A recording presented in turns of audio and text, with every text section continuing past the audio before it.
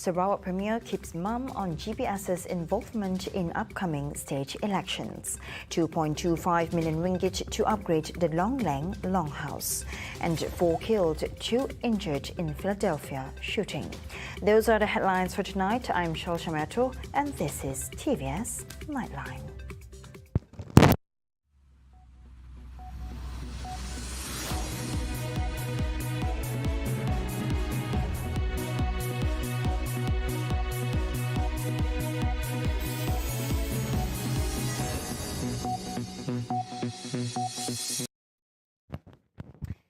Premier of Sarawak, the Tinggi Tan Sri Abang Johari Tunapeng, has refrained from providing a definitive response regarding assistance to Barisan Nasional BN for the upcoming state elections in 6 states in Peninsular Malaysia.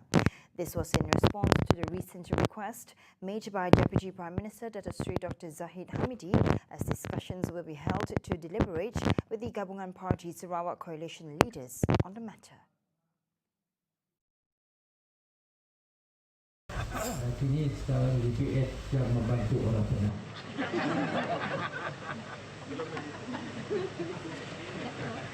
Fokuskan lagi dah. Saya akan berbincang dengan para pemimpin DPS ini.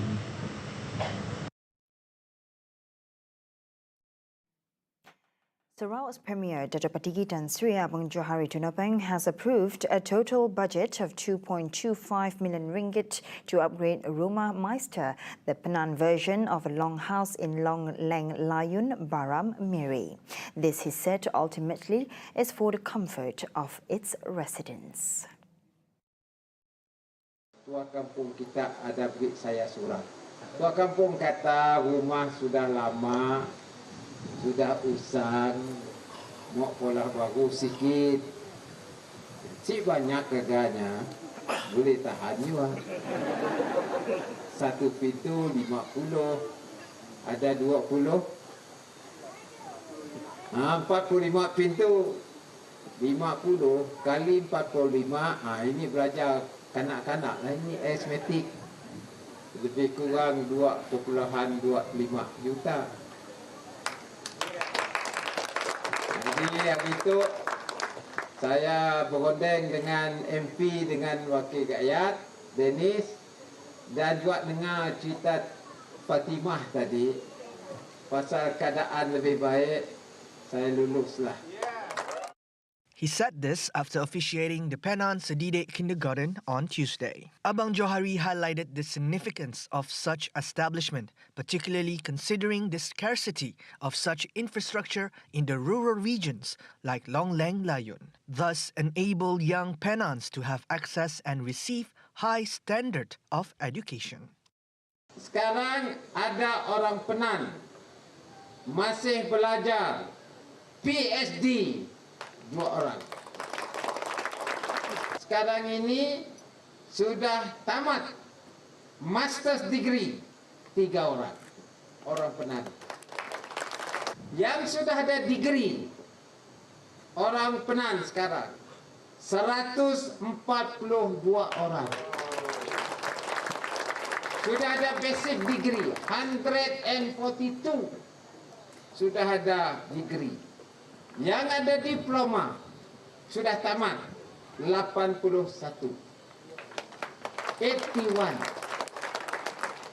Bermakna graduan Penang sekarang jumlahnya ialah 226 orang.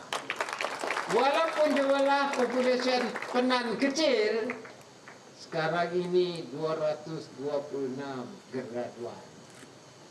Dan juga sekarang yang masih belajar 53. Ini dalam masa hanya 3 dekad.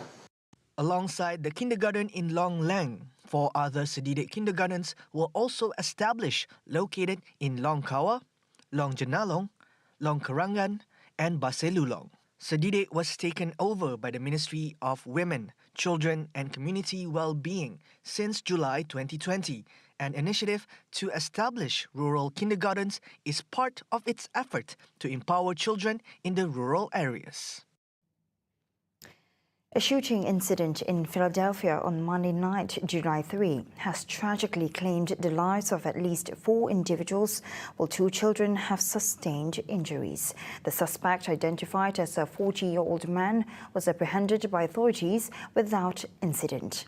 Philadelphia Police Commissioner Danielle Outlaw, as reported during a late-night news conference, stated that there appeared to be no discernible connection between the suspect and the victims.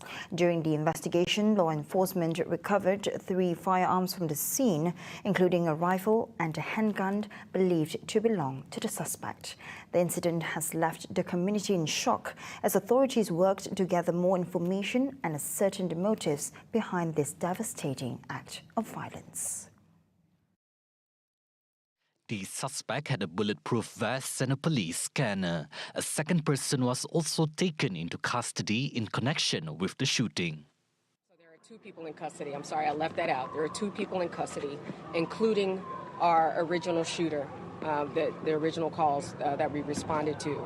And then at some point, as victims were being shot, we have another person that we believe acquired a gun somehow, don't know how, and picked up the gun and returned fire in the direction of the shooter that we have in custody. So we're still trying to sort everything out. So we have 3 guns recovered, 2 people in custody. I believe 20, 22, and 59. There's 1 John Doe that could be between the age range of 16 to 21. Unfortunately, those are the 4 that are deceased. And we have 2 juveniles that were shot who are in stable condition, ages 2 and 13. The deceased, all males, were aged between 20 and 59 years old. The 4th male was believed to be between the ages of 16 to 21. The 2 injured children are 2 and 13 years old. They are in stable condition. Details of the July 4th Eve gun violence were sketchy, but the shooting was reported to have erupted in the King Sessing section of southwest Philadelphia, less than a mile, 1.5 kilometers from the Schuylkill River that flows through Pennsylvania's most populous city. A video footage from the scene of the shooting showed several police squad cars parked near an intersection, lights flashing in the darkness, with portions of the street cordoned off with yellow and red crime scene tape. The shooting came a day after 2 people were shot dead and 28 others injured, about half of them children, in a hail of gunfire at an outdoor neighborhood block party in Baltimore, Maryland. Police said they were still seeking multiple suspects in the shooting.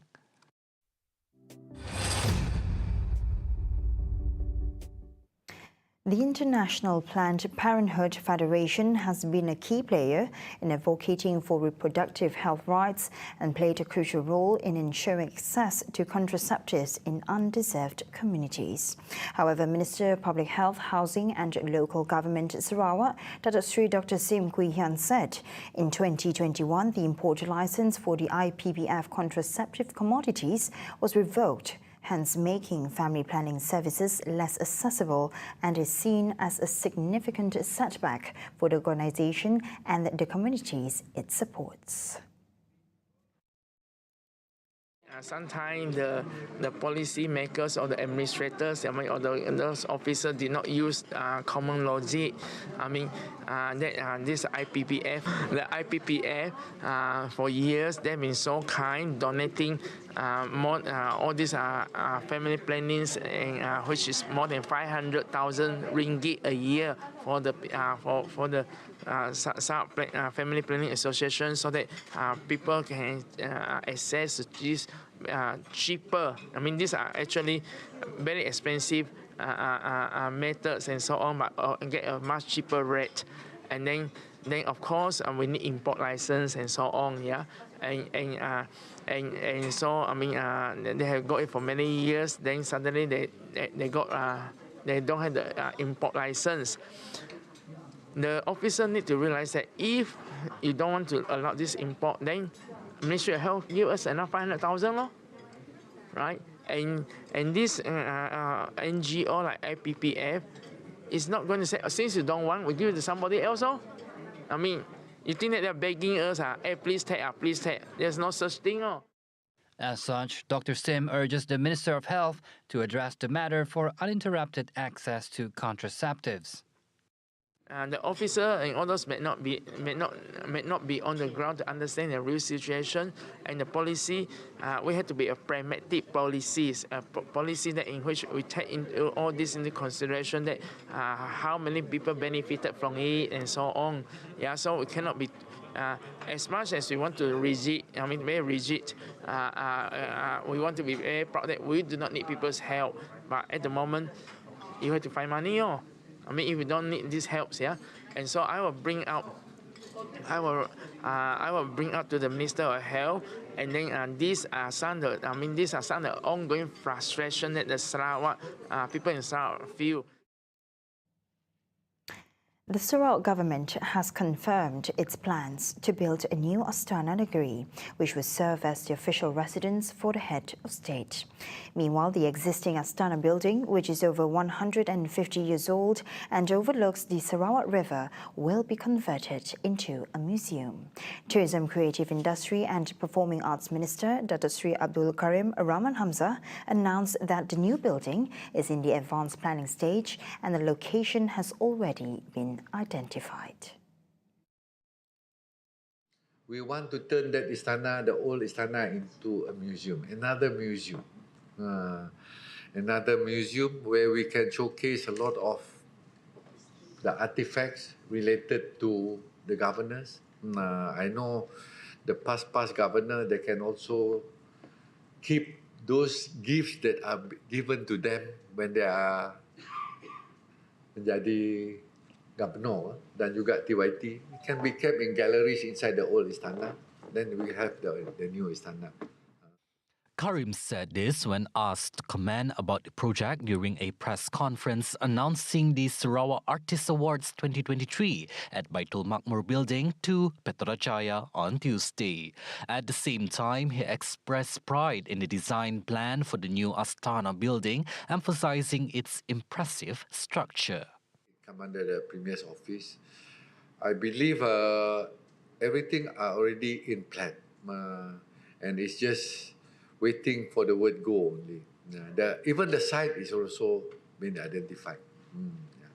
It's going to be a very, very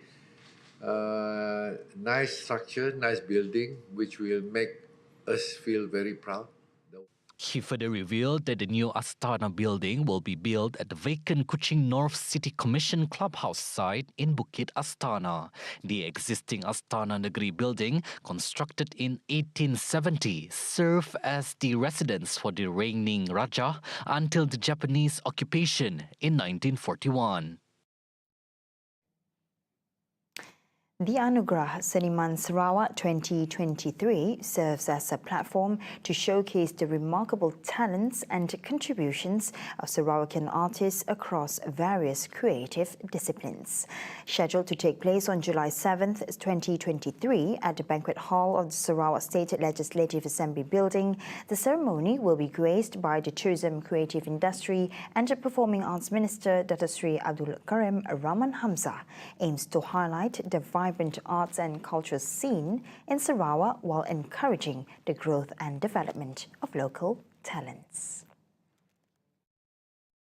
Anugerah ini sebenarnya untuk kita menghargai, memberi pengiktirafan kepada sumbangan, pengorbanan dan juga jasa penggiat-penggiat seni daripada era 50-an, 60-an, 70-an sehingga sekarang karena kita tahu Sarawak tu banyak mengeluarkan seniman-seniman. Organized by the Malaysian Association of Cultural and Performing Arts Kuching, the event will witness 20 veteran artists being honored. The awards are divided into 4 categories, namely the Virtuoso Special Artist Award, the Legend Artist Award, the Outstanding Artist Award, and the Rising Star Artist Award. He further revealed that the recipients of the awards are chosen by a panel of judges and experts based on their achievements and contributions to the field of arts and culture, as well as their performance in supporting the development of arts and culture in Sarawak. The upcoming Sarawak Housing and Real Estate Developers Association, or SHEDA, Excellence Awards 2023 will highlight the paramount significance of innovation within the property development industry. Its Secretary General, NG Kwe, advises developers to possess foresight and imagination in order to meet the ever-growing expectations of both domestic and international property buyers. She also added that there is a need to emphasize innovation in Sarawak's landscape in implementing strategic policies that incorporate cutting-edge delivery systems in the building and construction industry. The built environment is traditionally capital and resource intensive, as we all know. However, breaking this pattern is essential if we want to evolve and see acceleration in our economy, and to be able to cater to the ever-growing needs. As we all know, Sarawak is now embarking on to attract foreign investors. When you attract foreign investors, you've got FDI, you've got foreigners coming in, then inevitably we have more expatriates and foreigners who are actually looking to buy higher houses of a better quality, okay? Because that is why SHEDA is keep on getting all the members and the people who's involved in housing to compete so that they get better each year. Kwe further added that the approach will encourage the use of technology, automation, and mechanism in further stimulating the manufacturing strength of companies and businesses in Sarawak, at the same time bolstering the real estate sector. She told us in a press conference during the launch of the Sarawak Housing and Real Estate Developers Association, SHEDA, Excellence Awards 2023 on Tuesday. The unprecedented decline of the weakening ringgit, experiencing a close to 6% drop in the first half of the year, has positioned it as one of the worst performing Asian currencies in recent times. However, senior political economy lecturer from University Technology Mara, UiTM Sabah, Associate Professor Dr. Fridausi Sufyan asserts that this depreciation is merely temporary and influenced by external factors such as the global market. In light of this, Fridausi urges the government to adopt strategic measures to rebuild trust. The government can strengthen the ringgit and re-establish its position as a stable and resilient currency. Dia tidak sangat berkaitan dengan domestic economy sebenarnya, sebab kejatuhan ringgit itu amat berkaitan dengan situasi global. Sebab ringgit ini bergantung dengan kuasa pasaran dan kita tidak kawal kuasa pasaran tu. Apa yang kita perlu buat sekarang adalah dasar yang konsisten. Sebab apabila ringgit jatuh, kan, di sinilah kerajaan memainkan peranan penting untuk menzahirkan dasar yang konsisten. Konsisten akan build confidence. Sebab ringgit ini bergantung dengan speculation, bergantung dengan expectation. So bila kita konsisten dengan apa yang kita perlu lakukan, contohnya apa dasar-dasar yang telah diperkenalkan dalam RMK 12 contohnya, ataupun dalam bajet 2023 itu, kita konsisten dengan dasar, contohnya dasar agro, makanan yang memberi kita kurang bergantung dengan import, ya. Jadi ini akan mengukuhkan ekonomi. Similarly, he said the government can survive this difficult time by shifting its attention to strengthening the country's export and facilitate domestic investment. Jadi inilah peluang untuk kita mengukuhkan sektor ekspor kita itu. Ini yang kita perlu lakukan. Nah, sudah tentu memang ada inflasi, memang betul. Itu kita dapat nafikan kalau kita import barangan input, ya, untuk pengeluaran ekspor.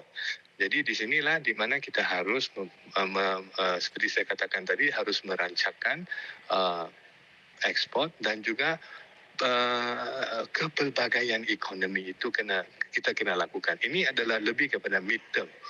Right? Kalau short term memang kita tidak short term memang sebenarnya kita kena tunggu kuasa pasaran itu. Dismissing the idea that the weakening ringgit will result in another increase in overnight policy rate, OPR. Fidausi said the Bank Negara Malaysia, BNM, has given its word that the OPR increase will not happen. Tapi kita lihat ya, dasar kewangan BNM itu amat jelas. Pertama, dia tidak melihat US itu sebagai panduan. Right? Kita ada dasar kita sendiri dan Bank Negara telah beri komitmen untuk memastikan dasar OPR kita yang 3% yang dia baru naikkan ini adalah akomodatif. Right? Sebab dia tidak boleh naikkan lagi. Kalau dia naikkan lagi, ini akan menyebabkan pula memberi tekanan kepada orang yang ingin melabur di Malaysia ataupun hutang yang kita kepada orang yang mengambil yang ada meminjam duit ya, dan dia tidak boleh buat demikian sebab kita harus Bank Negara telah memberi komitmen untuk memastikan kestabilan harga institusi kewangan dan juga ekonomi yang mampan. On Monday, Malaysian Rating Corporation Berhad released a statement that said ringgit has depreciated to an unprecedented low based on the real effective exchange rate, REER. Coming up right after the break, death penalty repealed in Malaysia and widespread floods in southwest China. Right here on TVS Nightline, stay tuned.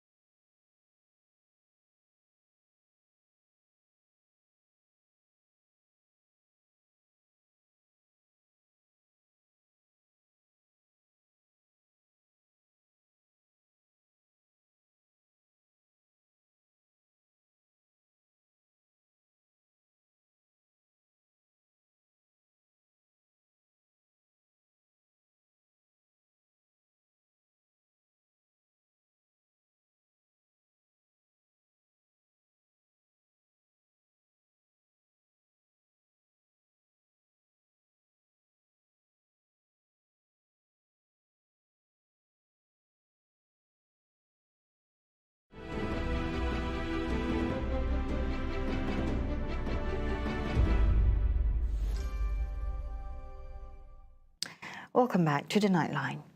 As of today, the Abolition of Mandatory Death Penalty Act 2023, Act 846, has come into force in Malaysia, heralding the end of mandatory death sentences and life imprisonment.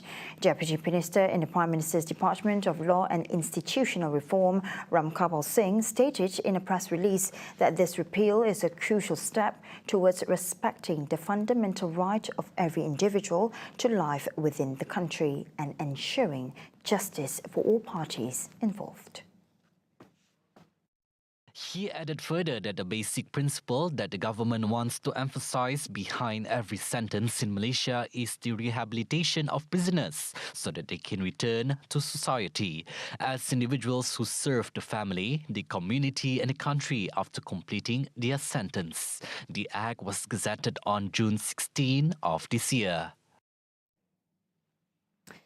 Deputy Prime Minister Dato Sri Dr. Ahmad Zahid Hamidi does not deny that there are few bad apples at the National Registration Department and the Immigration Department which ruin their reputation. A former Home Minister himself, Zahid said the personnel must be eradicated as their actions often led to false accusations being hurled at their respective departments. Saya pernah berada di kementerian itu dan kedua jabatan ini banyak yang membuat pertuduhan yang berbagai-bagai. Jadi untuk mengelakkan pertuduhan itu terus berjalan, Perdana Menteri mengambil langkah supaya siasatan dilakukan. Jika ianya benar, mesti diperbaiki.